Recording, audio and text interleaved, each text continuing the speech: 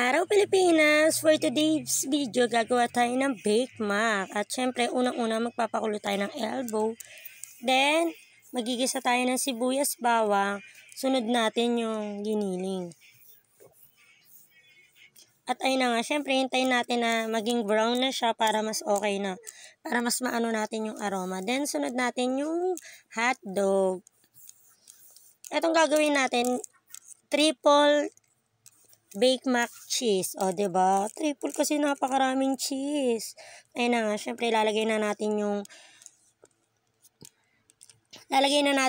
yung red sauce. Kasi nga gagawa rin tayo ng white sauce. Then ayan, ilalagay na natin yung mga main ingredients tsaka yung mga secret recipe natin. Syempre meron tayong garlic powder, paminta, tapos etc. Tapos syempre lalagyan na natin ng keso para mas lalo siyang maging cheesy. Then lagay na natin yung elbow na sineparate natin kaganina. Then haluin lang natin. Tapos after nyan, gagawa na tayo ng white sauce para dun sa topping natin na bake mac. Tapos yan, maglagay lang tayo ng butter. Tansyahan lang yan. If ever na gusto nyo ng makuha yung ingredients niya, comment below down. Tapos lalagay lang natin yung Nestle cream. Tapos lalagay natin yung cheese, yung maraming cheese. With cheddar, mozzarella, tapos melt cheese. Tapos ayan. Tapos hintayin lang natin na mag-tick na siya, yung maging malapot. Tapos yan, set aside ulit. Tapos lalagyan natin ng cheese whiz para mas masarap.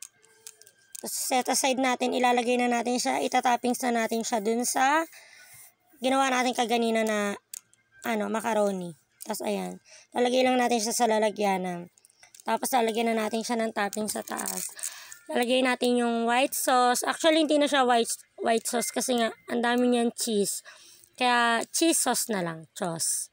Tapos lalagay na natin siya, tatoppings natin siya. Tapos, lalagyan natin ng cheese, another cheese, lalagyan natin ng cheddar, lalagyan natin ng mozzarella para mas masarap. Tapos, i-turk natin siya, then i-bake para mas damang-dama mo talaga yung keso at yung sarap niya. Ngayon, para pala yan sa teacher ni Tepi, treat niya yan dahil siya ang nakakuha ng first nung second grading. Thank you for watching. Sana nag-enjoy kayo at sana natakam din kayo sa aking triple cheese bake mac. Pa-like and share na rin po. Thank you to all. Gusto ng recipe ng triple bake mac, comment nyo lang o PM nyo lang ako. Thank you for watching. Love you all. Pa-like and share.